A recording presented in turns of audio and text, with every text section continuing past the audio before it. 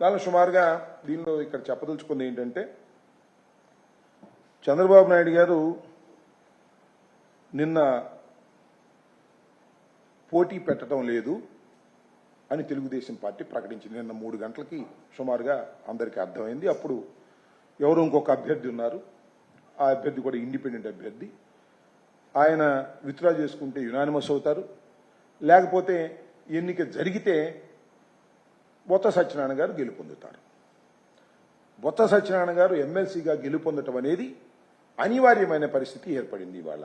దీనికి కారణం ఏమిటంటే చంద్రబాబు నాయుడు గారు విలువలకు కట్టుబడి,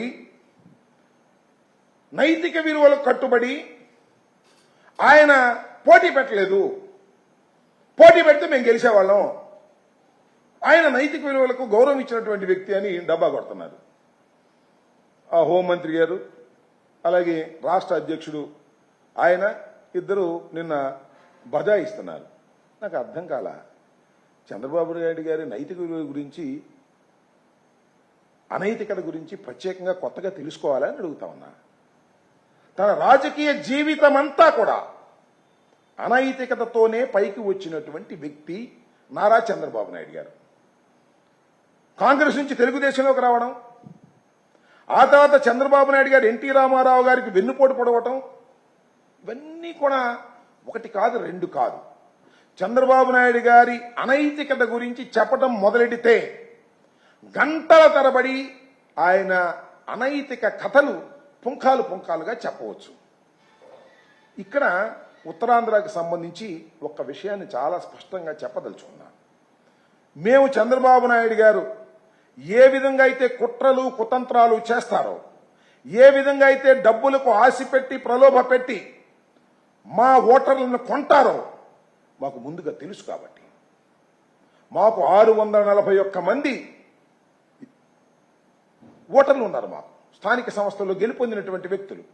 మాకు వాళ్ళకి తేడా ఒక 226 మంది వాళ్ళు, మేము 641 మంది. మేము ఇంత పెద్ద సంఖ్యలో ఉన్నా కూడా చంద్రబాబు నాయుడు గారు ప్రలోభ పెట్టగలదు. ఇదేం కొత్త కాదు, జగమెరిగిన సత్యం. ఇంతకుముందు చూశాము తెలంగాణలో. బ్రీఫ్డ్ మీ కథ. ఒక ఎమ్మెల్సీనే కొనాలని ప్రయత్నం చేశాడు ఆయన. నైతికతతో ఇవాళ మాకు వదిలేశాడట, అనైతికతకు పాల్పడకూడదట అనేటువంటి మాటలు చెప్పి డబ్బా కొట్టుకునే కార్యక్రమం చేస్తున్నారు ఇవాళ దురదృష్టవశాత్తు. నేను మనవి చేస్తున్నా, మొట్టమొదటిగానే జగన్మోహన్ రెడ్డి గారు ఉత్తరాంధ్రకు సంబంధించిన రాజకీయ నాయకులందరినీ పిలిచి మాట్లాడి ఏకగ్రీవంగా బొత్స సత్యనారాయణ గారిని ముందుగా నిర్ణయించి, మీ అందరికీ తెలుసు, చాలా మంది చూస్తుంటారు, కోడి పిల్లల్ని గెద్దెత్తుకుపోతా ఉంటది. పాపం ఆ కోడి ఆ రెక్కల కింద పిల్లల్ని కాపాడుకుంటూ ఉంటుంది. మేము కూడా అదే విధంగా నోటిఫికేషన్ వచ్చిన దగ్గర నుంచి,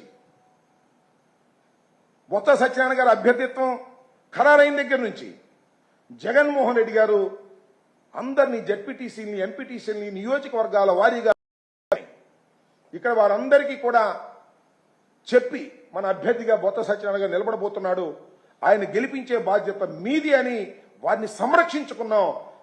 గద్ద నుంచి కోడి పిల్లల్ని ఏ విధంగా కాపాడుకోవాలో ఆ విధంగా కాపాడుకున్నాం. చంద్రబాబు నాయుడు గారు ప్రయత్నం చేశారు. నిజంగా ఆయనకు నైతికత తెలిసి ఉంటే నోటిఫికేషన్ వచ్చినప్పుడే నెంబర్స్ తెలుసు కదా. ఆ నోటిఫికేషన్ వచ్చిన మరుసటి రోజునే మేము పోటీ చేయట్లేదని చెప్పొచ్చు కదా. అప్పుడు చెప్పలా. ఒక కమిటీ వేశాడు, అందరిని పిలిచాడు, మాట్లాడాడు, మాలో ఉన్న వాళ్ళకి కూడా ఫోన్లు చేశాడు. 2 లక్షలు ఇస్తాం, 3 లక్షలు ఇస్తామని చెప్పి ప్రలోభ పెట్టారు. ఈ ప్రలోభలకు లొంగే పరిస్థితుల్లో లేరు ఓటర్లు. బొత్స సత్యనారాయణ గారు ముందుగానే నిర్ణయించబడ్డాడు ఆయన క్యాండిడేట్గా జగన్మోహన్ రెడ్డి గారు. కాబట్టి మేమంతా పగడ్బందీగా ప్లాన్ చేసుకోవడంతో గత్యంతరం లేని పరిస్థితుల్లో పోటీ పెట్టలేక జారుకుని, అది ఆయన నైతికతకు గొప్ప నిదర్శనమని వాళ్ళు హరికథలు చెబుతుంటే వినవలసినటువంటి అవసరం లేదని కూడా ఈ సందర్భంగా నేను మనవి చేస్తాను. నిజంగా ఇవాళ వారు చెప్తున్నట్టుగా ఏది నైతికతకు తావిచ్చి మేము పోటీ పెట్టలేదనుకుంటే రాబోయే కాలంలోనే మనవి చేస్తున్నా, రాబోయే కాలంలో 4 సంవత్సరాల దాకా అవిశ్వాస తీర్మానం పెట్టడానికి వీల్లేదు.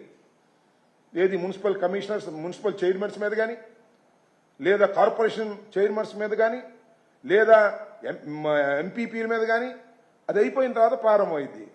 అప్పుడు చూస్తాం కదా మీ నైతికత ఏమిటో. అప్పుడు మీరు ఎన్ని పైరువీలు చేస్తారో తెలియదా? ఇక్కడ దాగేందుకు మొన్న స్టాండింగ్ కమిటీ ఎన్నికల్లో, విశాఖపట్నం స్టాండింగ్ కమిటీ ఎన్నికల్లో ఎన్ని ప్రలోభాలు పెట్టి మోసాలు చేసి ఓట్ల దగ్గర కౌంటింగ్లో కూడా తేడా చేసి మీరు గెలుపొందినట్టుగా ప్రకటించుకున్నటువంటి పరిస్థితి మేము చూడలేదా?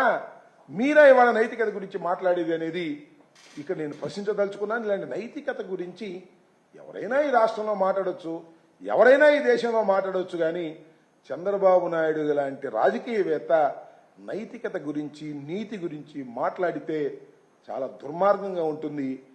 అదే దెయ్యాలు వేదాలు వర్ణించినట్టుగా ఉంటుందంటారే, అలా దెయ్యాలు వేదాలు వర్ణించినట్టుగా నైతికత గురించి మాట్లాడుతూ ఉంటుంది.